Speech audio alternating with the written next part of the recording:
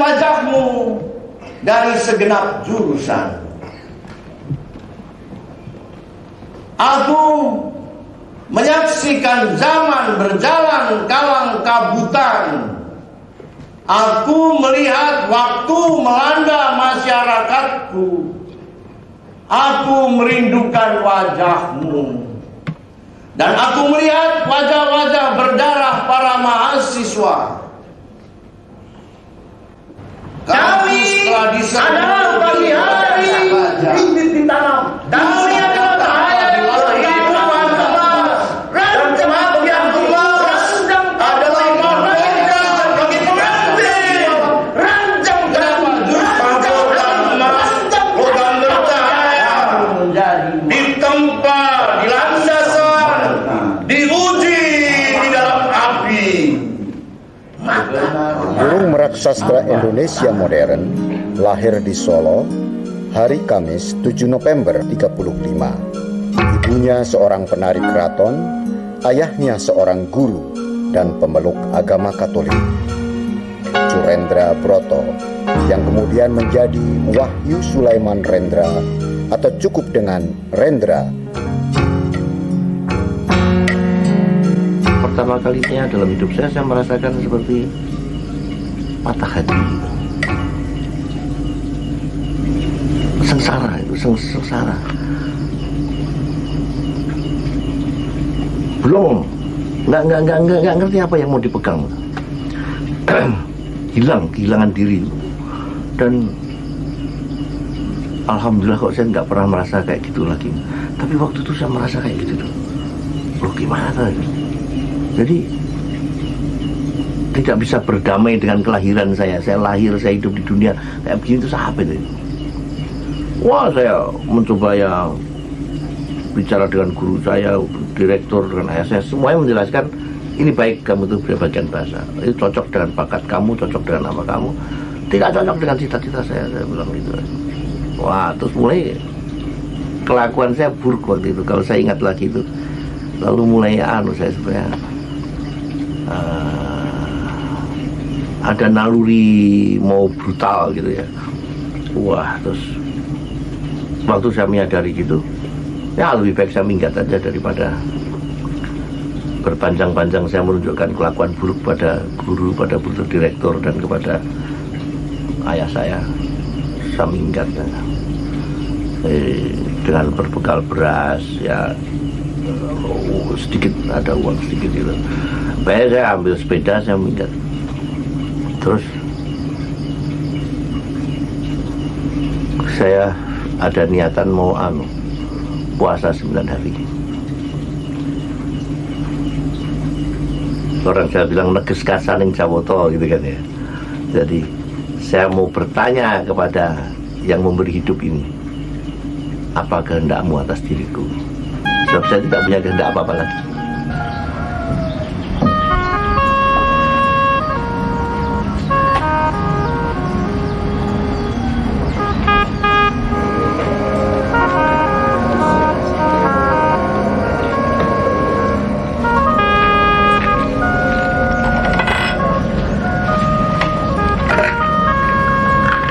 Sejak masa kanak-kanak, saya itu memang suka sekali seni pertunjukan itu. Terutama seni tradisional, wayang kulit, arje, ketoprak, ludruk, lenong, besut, gambang kromong, wayang potehi. Wah, itu saya menonton itu dengan sangat agresif, mencari-cari kesempatan, menempuh jarak jauh. Dan kalau saya menonton itu, pertunjukan itu, tidak cukup nonton pertunjukannya, saya juga menikmati persiapannya. Kadang-kadang saya datang ke tempat orang yang menanggap ya, yang punya peralatan, padahal saya nggak kenal lama, tapi lama-lama dikenal dan kadang jadi terus kayak dianggap akrab dalam tempo berapa jam saja, nggak sampai 1 jam kadang saya akrab. Sini nak, ini terus jadi kayak tamu keluarga. Jadi terus wah, saya menikmati persiapannya loh. dapurnya, aktivitas di dapurnya ini. Lalu orang-orang datang bersiap-siap untuk berjualan apa itu, wah. Nah, suasana semacam itu loh yang suasana yang total dengan komunitas, wah itu selalu mencekam saya. Pengetahuannya tentang seni panggung itu mengantarnya memimpin bengkel teater yang berpusat di lahan 2,5 hektar di Cipayung, dekat Depok, Jawa Barat. Bersama para pendukungnya, ia hidup sebagai petani dan beternak dengan latihan rutin teater tiap hari. Dorongan waktu saya menjadi mahasiswa, didorong juga oleh teman-teman yang menganggap saya punya bakat berteater gitu. Yang terutama itu Umar Khayyam, waktu itu sudah menjadi sutradara terkenal di Gajah Mada. Kemudian Subagio Sastrowardoyo, lalu Imam Sutrisno, Kusno Sujarwadi juga. Itu banyak mendorong saya supaya berteater. Wah, bakat Mbak Yu Khayyam juga mendorong saya. Tapi saya memang kurang suka sih, jadi ya saya ogah-ogahan saja. Begitu juga Tuguh Karya, Sim Adi Limas, itu mendorong saya supaya saya itu serius berteater. Pada masa pemerintahan Soekarno, ia mulai menyatakan protesnya. Ia menentang pelarangan manifest kebudayaan yang dilakukan atas tekanan dari Lembaga Kesenian Rakyat atau LEKRA yang berafiliasi pada Partai Komunis. Lalu juga kecuali itu, saya banyak sering mendadak ditahan untuk diinterogasi oleh DPKN. Untuk DPKN itu ya semacam apa itu ya, dinas rahasia ya, dari kepolisian atau begitu. Waktu itu zaman Soekarno itu. Tapi saya kan juga tidak ada pengalaman diinterogasi ya. Setiap kali diinterogasi, saya itu kayaknya tidak sekedar menjawab ya atau tidak, tapi saya berusaha meyakinkan. Jadi kayak orang berdebat saja. Misalnya kalau dibilang tuduhan pada saya itu apa itu anti revolusi. Wah, Anda ini anti revolusi. Nah, saya bilang, loh, saya tidak anti revolusi, saya tidak percaya pada revolusi. Wah, sikap begini nih. Wah, loh, bagaimana nih pemimpin besar revolusi kita, Bung Karno, mengatakan bahwa revolusi ini tidak akan belum berakhir nih. Revolusi yang terus menerus. Wah, kalau dalam kebudayaan saya bilang, revolusi yang terus menerus itu kacau, itu tuh tidak mungkin peradaban di kebudayaan berdasarkan revolusi itu tidak ada. Tidak ada satu contohnya di dunia ini dalam sejarah umat manusia revolusi kebudayaan yang berhasil. Kalau revolusi menyingkirkan penjajah itu bisa berhasil, tapi kalau merubah kebudayaan dengan revolusi itu nggak ada yang berhasil.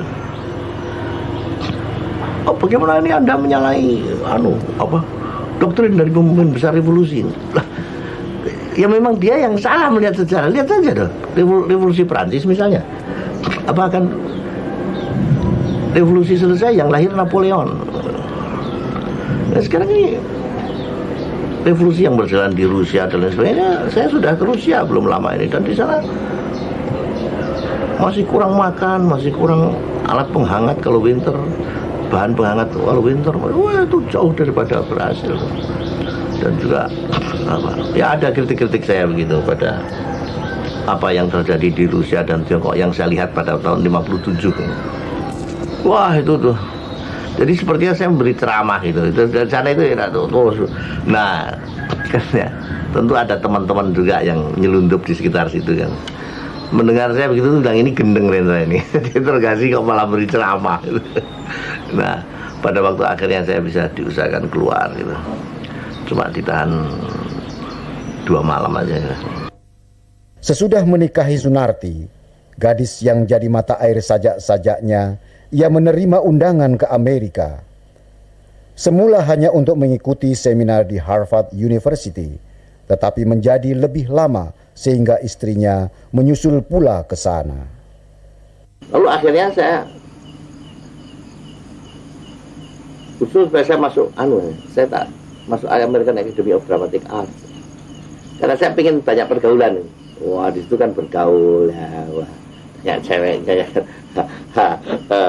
Dengan motivasi pergaulan itu saya masuk situ kok diizinkan oleh Rockefeller Foundation. Ya di samping dikasih visitor grant, saya dikasih juga kesempatan untuk mendaftar di American Academy of Dramatic Art. Ya tentu pelajarannya ya sudah ada di buku semua kan, jadi ya tidak terlalu banyak apa yang bisa dipelajari. Tetapi mereka senang sekali waktu saya mengintrodusir teknik-teknik yang dari timur kan, kayak teknik persiapan ini itu, wah pernapasannya yang gitu-gitu tuh ya mereka kan seneng kagum-kagum. Nah saya lalu diminta juga memberikan workshop di bidang itu di sana. Amerika membuat Rendra mengembangkan bakatnya secara optimal. Ia mendirikan bengkel teater 1 Oktober 1967. Satu kelompok teater paling menghebohkan di Jogja dan yang bertahan paling lama di Indonesia, baik sebagai aktivis kesenian maupun lembaga swadaya masyarakat. Kegiatan Rendra ini memberi inspirasi akan menjamurnya berbagai teater, kegiatan drama absurd dan eksperimental, teater mini kata yang kontroversial. Yang aneh dan dirasa juga orang-orang banyak ya.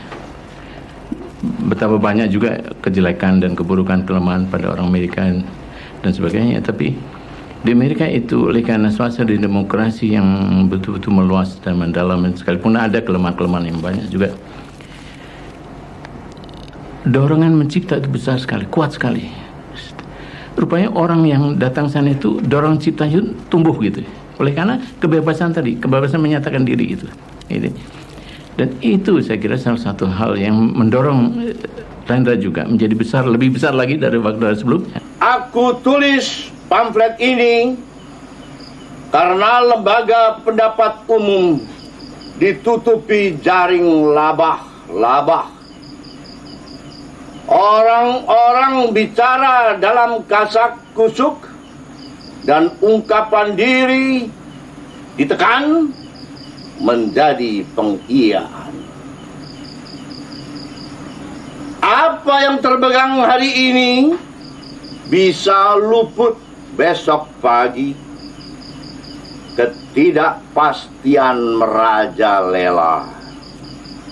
Apa yang pasti hanya yang datang dari kekuasaan. Di luar kekuasaan, kehidupan menjadi teka-teki, menjadi mara bahaya, menjadi isi kebun binatang. Apabila kritik hanya boleh lewat saluran resmi, maka hidup akan menjadi sayur tanpa garam. Lembaga pendapat umum tidak mengandung pertanyaan, tidak mengandung perdebatan, dan akhirnya menjadi monopoli kekuasaan. Saya pikir berbicara soal Rendra mesti tidak lepas dari soal kesenian dan politik. Saya melihat politik itu bukan politik ansih, tapi politik berkebudayaan. Nah, politik berkebudayaan adalah politik yang dilandasi dari logika, etika, dan estetika. Nah, ketika kita berbicara soal logika, etika, dan estetikanya Rendra, maka sebelum tahun 80-an, saya pikir Rendra sangat logik sekali berbicara soal-soal politik. Saya mengenal Rendra cukup lama dan bermula dari keterlibatan Rendra pada saat beliau itu ditangkap dan ditahan ya, pada sekitar tahun 78 lah ya. Sebelum itu saya hanya mendengar Rendra, membaca melalui surat kabar gitu ya, dari literatur, tapi tidak pernah mengenal orangnya gitu ya. Tapi tahun 78 itu saya tersentak ketika mendengar beliau ditangkap dan ditahan, bahkan diperlakukan amat kejam gitu ya. Dia dipukul, disiksa, bahkan dihina itu.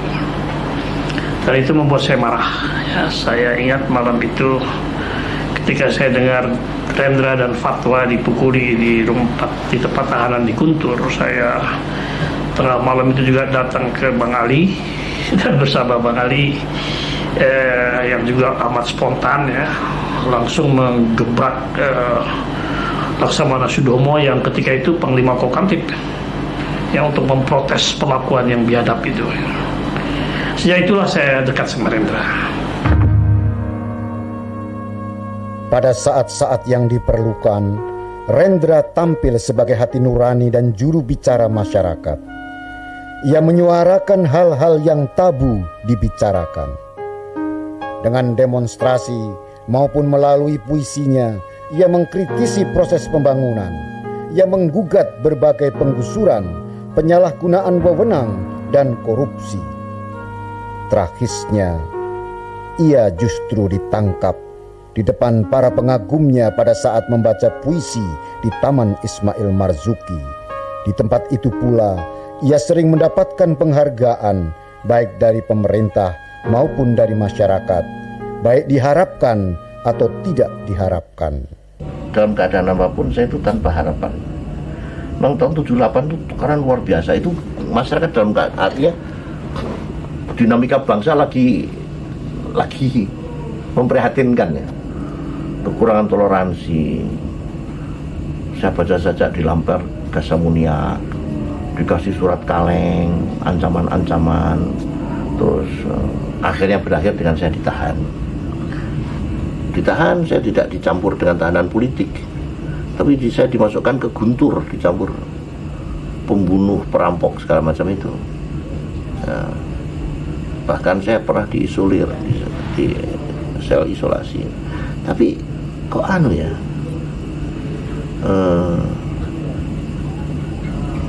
ada rasa saya itu ya kayak berhadapan dengan saudara. Ya kan kawan dan lawan itu saudara memang. Dan satu kepentingan, ada perbedaan yang di sana itu lebih kuat dan lebih kasar, lebih caranya lebih dan punya kesempatan untuk melakukan kekerasan gitu.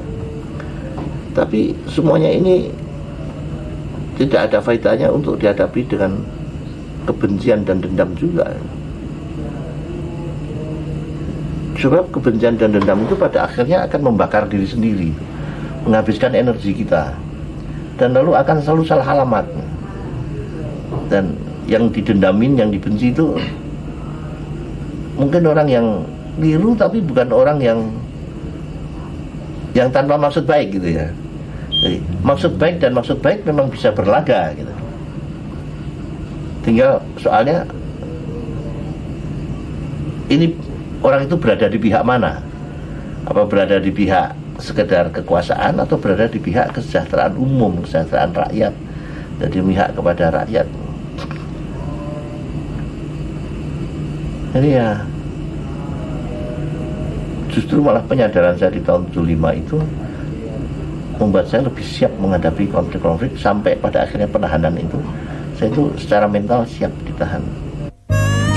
Sajak-sajak Rendra menjadi bekal para mahasiswa untuk berunjuk rasa, menjadi bahan doa, menjadi surat cinta, pamflet sosial politik, serta renungan para pencinta lingkungan. Sandiwaranya paling luas dikenal. Rendra membawa rombongan teaternya untuk pentas di Eropa, Jepang, dan Amerika. Ia sendiri membaca puisi hampir di seluruh kota besar dunia dan kota-kota kecil tanah airnya. Penggemar Rendra meluas ke berbagai kalangan, dari kalangan seniman hingga politisi. Sepak terjangnya menjadi perhatian berbagai kalangan, baik pendidik, pengacara, hingga kalangan aktivis muda. Yang saya khawatirkan, dan mudah-mudahan ini tidak terjadi, Rendra ini sudah sering disebut sebagai si burung merak, dan kita tahu burung merak itu bagaimana.